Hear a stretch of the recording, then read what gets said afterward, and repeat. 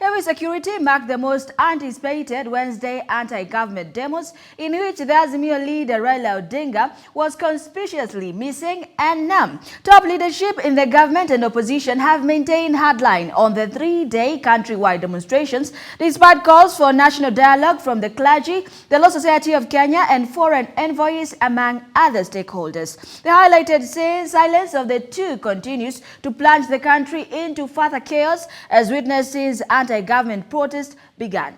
Tracy Ochieng with the details.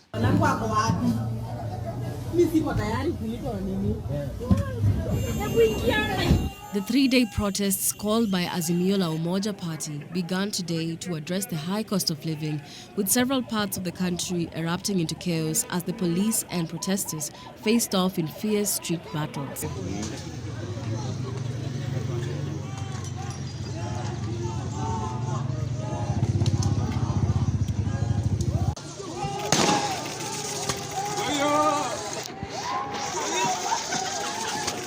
The General Inspector of Police, Japhet Koome, who has formed the habit of receiving intelligence about the state of the country from the media, once again declared that the three-day planned protests are illegal and that the protesters will be dealt with in accordance to the law.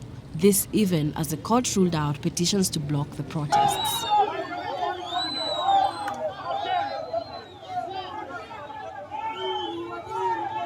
Just hours before the highly publicized demonstrations, top legislators of the opposition, including Azimio la Umoja Party leader Raila Odinga, went missing in action, with some like Babu Owino and George Aladwa allegedly under arrest. Nairobi Senator Edwin Sifuna emerged out of thin air, bearing Raila Odinga's message of no retreat.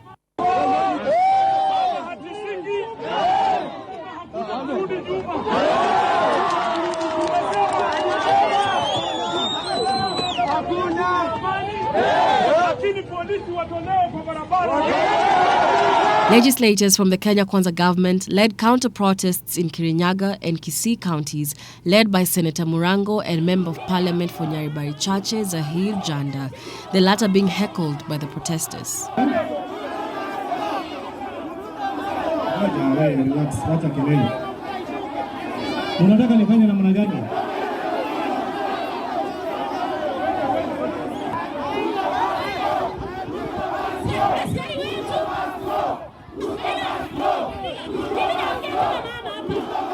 Drama ensued in Nakuru after Samuel Arama drew his firearm while confronting a hostile crowd that was hurling rocks at his hotel. The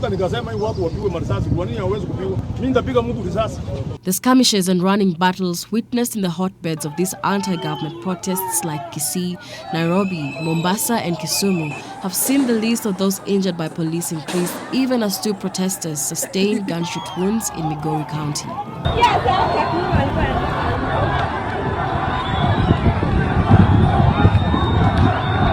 Calls for dialogue by the clergy have been ignored by both parties, with Azimio la Umoja leader Raila Odinga resurfacing through a report to urge his supporters to end demonstrations at 5 p.m. and resume on Thursday 20th.